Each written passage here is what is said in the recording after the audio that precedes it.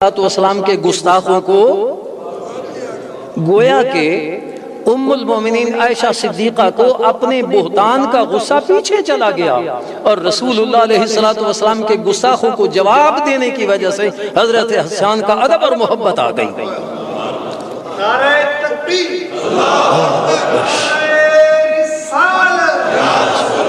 عظمت مصطفیٰ۔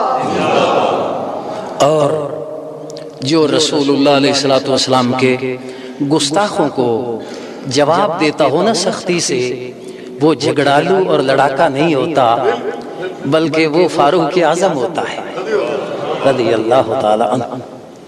وہ فاروق اعظم ہوتا ہے، حضرت فاروق اعظم رضی اللہ تعالی عنہ۔ آپ کو کوئی جھگڑالو کہتا ہے؟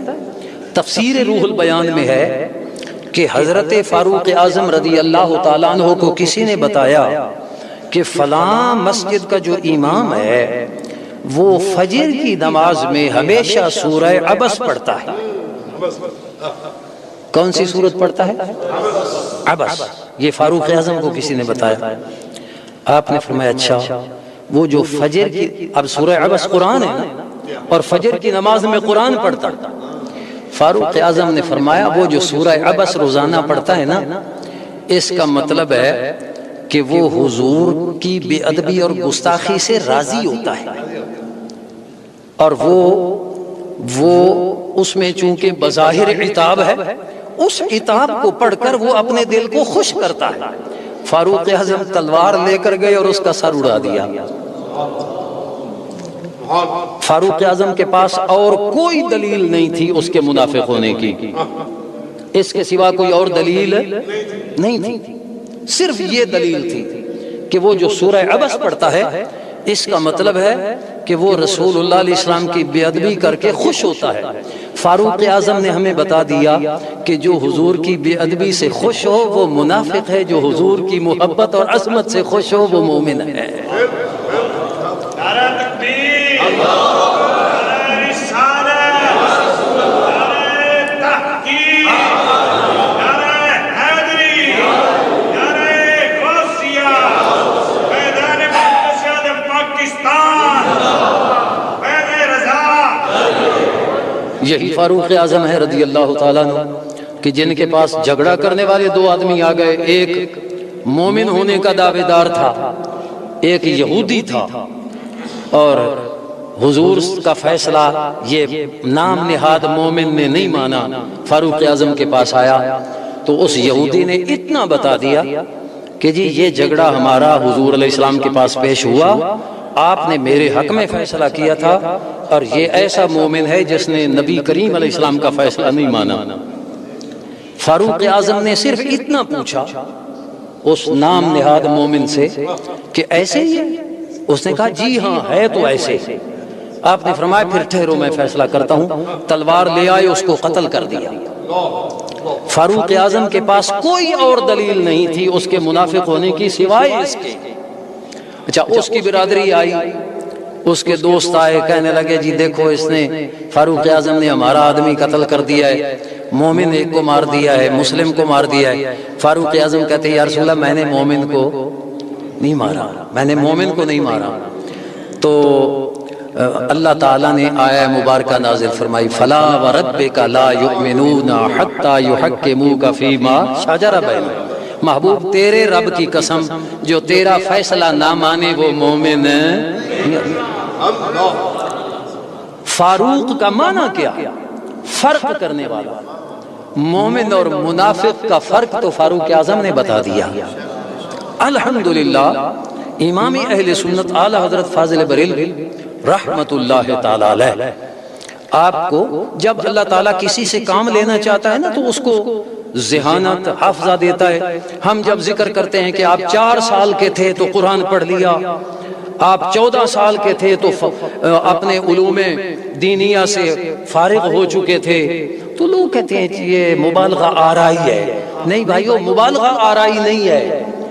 اللہ تعالیٰ جس سے کام لینا چاہتا ہے پھر اس کو اللہ تعالیٰ حافظہ بھی عطا فرما دیتا ہے۔ امام بخاری رحمت اللہ تعالی علیہ، امام بخاری علیہ رحمہ یہ جب حدیث پڑھتے تھے تو اس وقت ایسے کوئی کتابیں چھپی ہوئی نہیں ہوتی تھیں کہ کتاب بخاری شریف لے لی، فلاں کتاب لے لی، اس وقت کتابیں نہیں ہوتی تھیں۔ ہاں البتہ لوگوں نے کسی کاغذ پر، یا کاغذ بھی اس وقت کارخانے نہیں تھے، کسی کو ہڈی مل گئی، کسی کو کوئی چیز مل گئی، تو ایسی چیزوں پر لکھی حدیثیں وہ اپنے شاگردوں کو استاد سنا دیتے تھے۔ شاگرد خود لکھنے کا انتظام کر لیتے، وہ خود لکھ لیتے، جو چیز مل جاتی ان کو، اگر کاغذ بھی اس وقت بن گئے تھے تو کاغذ مہیا کر لیتے۔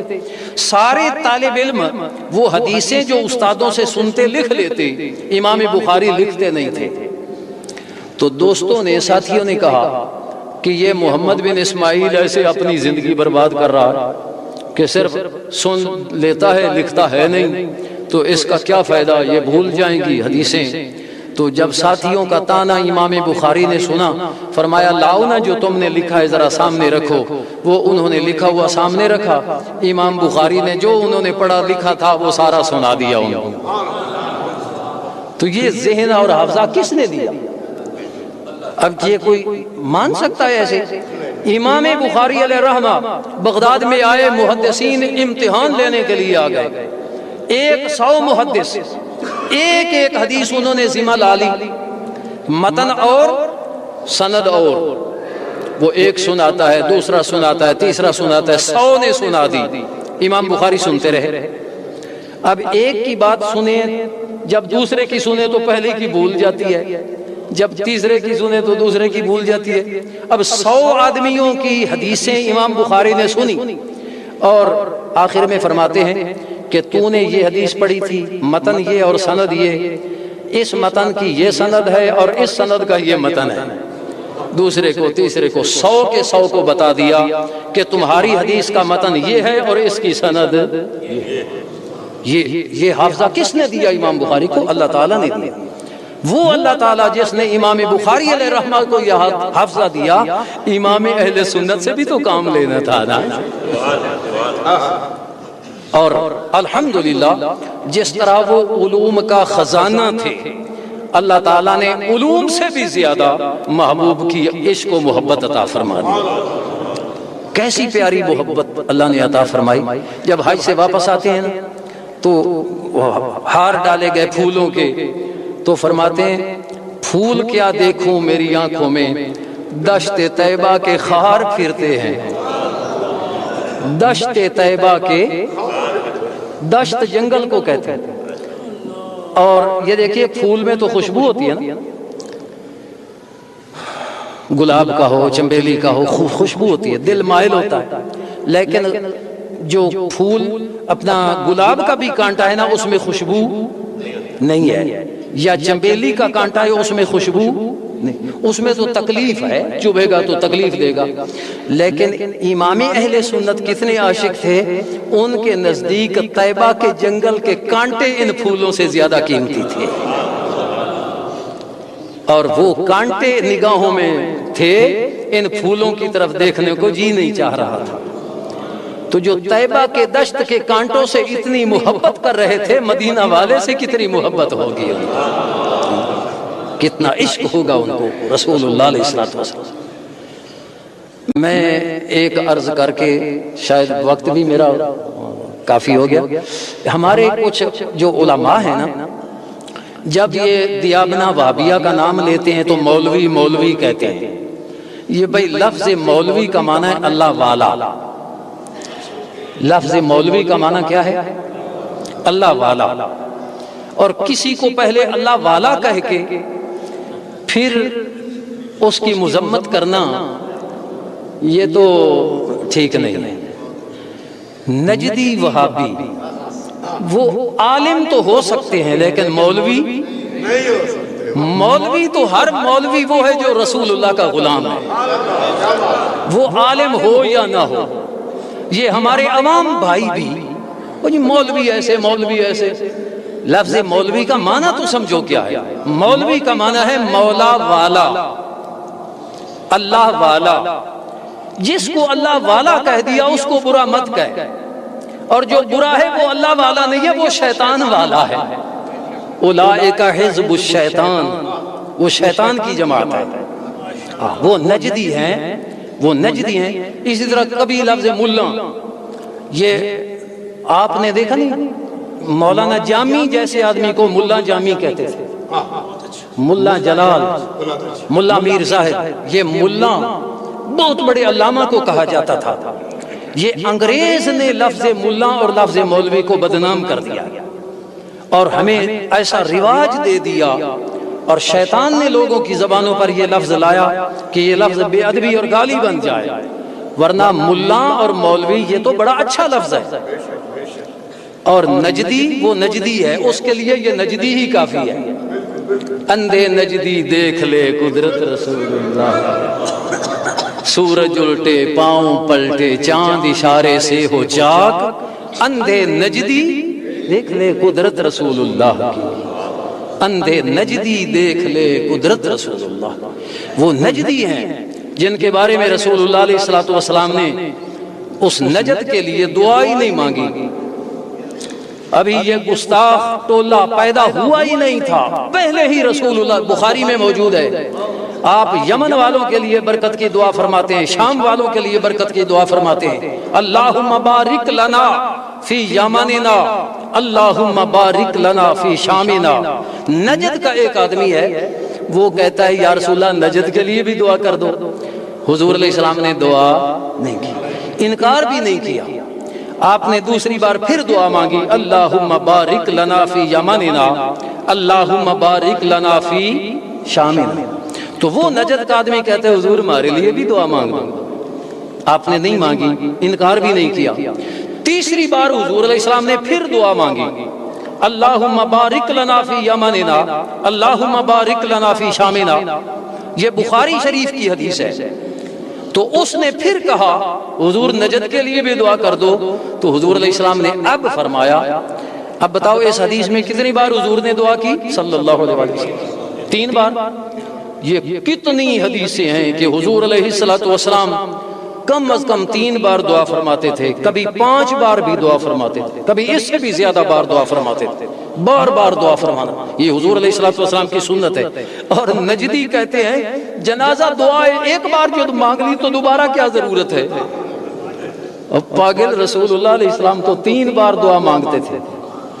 تو جب تیسری بار اس نے کہا نا حضور نجد کے لیے بھی دعا کر دو، تو رسول پاک علیہ السلام نے فرمایا ہناک الزلازل والفتن وبها يطلع قرن الشیطان، فرمایا وہاں زلزلے ہوں گے، وہاں فتنے ہوں گے، فتن کا معنی گمراہیاں ہیں، وہاں سے گمراہیاں اٹھیں گی، اور وہاں سے قرن الشیطان، شیطان کی جماعت پیدا ہوگی، یطلع بها قرن الشیطان، وہاں سے شیطان کی جماعت پیدا ہوگی۔ اور انہی لوگوں کے لیے حضور علیہ السلام نے فرمایا، یہ بھی بخاری میں موجود ہے، حضور علیہ السلام نے فرمایا کہ کچھ لوگ وہ قرآن پڑھیں گے، یقرؤون القرآن، قرآن پڑھیں گے، اور لا یجاوز حناجرہم، قرآن ان کے حلق سے نیچے نہیں جائے گا، یعنی قرآن کا اثر ان کے دلوں پر نہیں ہوگا۔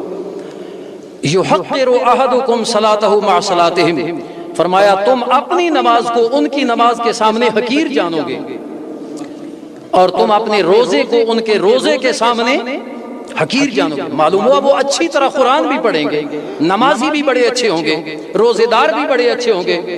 یمرقون من الدین کما یمرق السہم من الرمیہ، اور وہ دین سے ایسے نکلے ہوئے ہوں گے جیسے تیر شکار سے نکل جاتا ہے۔ تو قرآن پڑھنا دین نہیں، نماز پڑھنا دین نہیں، روزہ رکھنا دین نہیں، حضور کس کو دین فرما رہے ہیں وہ بھی میں سناتا۔ یمرقون، فرمایا وہ قرآن پڑھیں گے، نمازیں پڑھیں گے، روزے رکھیں گے، لیکن دین کے ساتھ ان کا تعلق، دین سے وہ نکلے ہوئے ہوں گے۔ لا یمرقون من الدین کما یمرق السہم من الرمیہ، اور سرکار دو عالم علیہ السلام نے فرمایا دین سے ان کا کوئی تعلق نہیں ہوگا۔ اب وہ دین کیا ہے؟ آئیے، میں گیا عمرے پر، تو وہاں ایک نجدی مجھے ملا، تو وہ اپنے لوگوں کی بڑی تعریف کر رہا تھا۔ میں نے یہی بخاری کی حدیث میں نے ذکر کی، میں نے کہا یار وہ گروہ تلاش تو کریں، حضور نے وہ جس گروہ کے بارے میں فرمایا کون سا گروہ ہے؟ وہ کہتا ہے ہمیں کیا ضرورت ہے تلاش کرنے کی، ہمیں کیا ضرورت ہے تلاش کرنے کی؟ میں نے کہا نبی کریم علیہ الصلوۃ والسلام نے ان سے آگاہ ہمیں کیوں کیا؟ اس لیے آگاہ کیا کہ ان کو تلاش کر کے ان سے بچو۔ تو کہتا ہے ہمیں ضرورت کوئی نہیں تلاش کرنے کی، وہ کہتا ہے اب میں تازہ وضو کر کے آ جاؤں، اٹھ کر چلا گیا۔ اب تلاش تو کرو وہ کون لوگ ہیں جو قرآن بھی پڑھتے ہیں، جو نمازیں بھی پڑھتے ہیں اور روزے بھی رکھتے ہیں، لیکن دین ان کے پاس نہیں ہے، دین سے ان کا کوئی تعلق نہیں ہے۔ وہ دین کیا ہے؟ وہ علامہ اقبال نے بتایا، وہ بڑی شاندار بات بتائیے، وہ مغز قرآن جان ایمان روح دین ہست حب رحمت للعالمین۔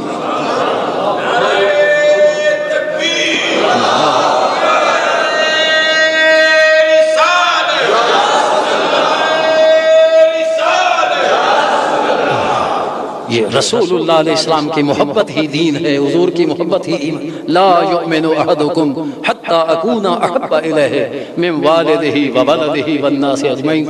حضور نے فرمایا، تو امام اہل سنت اعلی حضرت آپ، بلکہ میں نے پڑھا ہے کہ آپ نے فوراً فتویٰ نہیں لگایا۔ جب گستاخوں نے گستاخانہ عبارتیں لکھیں تو 20 سال تک اعلی حضرت نے کوشش کی کہ یا یہ اپنی عبارتوں سے رجوع کر لیں، اپنی کتابوں سے نکال لیں، یا پھر ہمارے ساتھ یہ مذاکرات کریں اور دلائل ہم ان کو پیش کریں کہ یہ عبارتیں ٹھیک نہیں ہیں۔ 20 سال تک آپ نے مسلسل خطوط بھیجے، وفود بھیجے، اور جب دیکھا کہ وہ لوگ قریب آنے والے نہیں ہیں بلکہ تعویل در تعویل کر رہے ہیں، پھنستے در پھنستے جا رہے ہیں، امام اہل سنت نے جب دیکھا کہ یہ لوگ تو غیر مسلموں کے اعلی کار ہیں، تو آپ نے ایک آخری خط بھیجا 20 سال کے بعد، فرمایا کہ اب کوئی عذر مسموع نہیں ہوگا۔ پھر اعلی حضرت نے اکیلے فتویٰ نہیں لگایا بلکہ عرب و عجم کے تمام علماء سے رائے لے کر پھر فتویٰ لکھا۔ تو یہ امام اہل سنت اعلی حضرت فاضل بریلوی علیہ رحمہ کا ہم پر احسان ہے کہ آپ نے ہمیں صراط مستقیم پر چلنے کا راستہ الحمدللہ دکھایا۔ اللہ تعالی ہمیں انہی کے نقش قدم پہ چلنے کی توفیق عطا فرمائے۔ وآخر دعوانا ان الحمدللہ۔